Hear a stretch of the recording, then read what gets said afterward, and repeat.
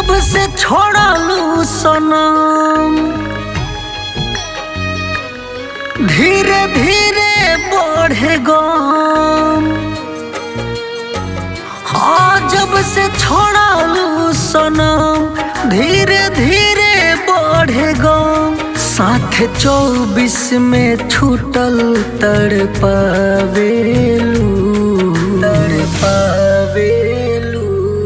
नया साल में ये जान याद आवेलू। नया साल में ये जान याद आवेलू।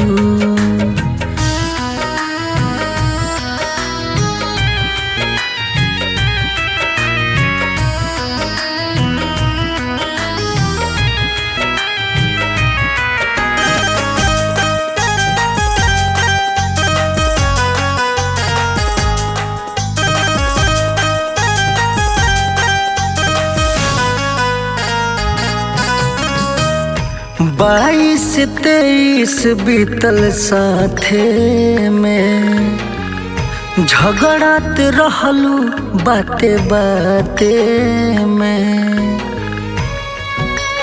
ये जान बोला ना।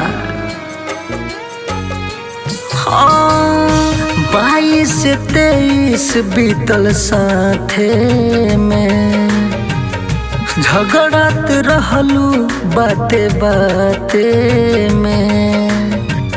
चल गइल चाल शुरुआत में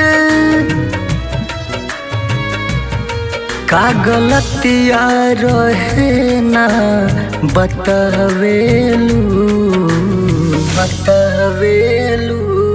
नया साल में ये जान याद आवेलू। नया साल में ये जान याद आवेलू।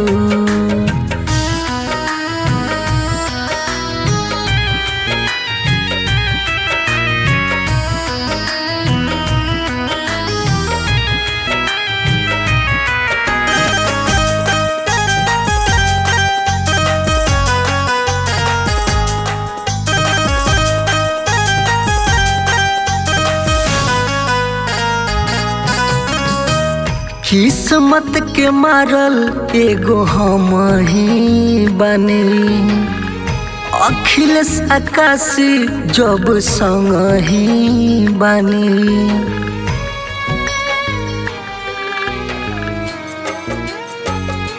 हाँ किस्मत के मारल एगो हम ही बनी। अखिलेश आकाशी जब संग ही बनी। दिल में दर्द लेके लग ही बनी। दिल से लिखल सब खत तू जरावेलू। नया साल में ये जान याद आवेलू। नया साल में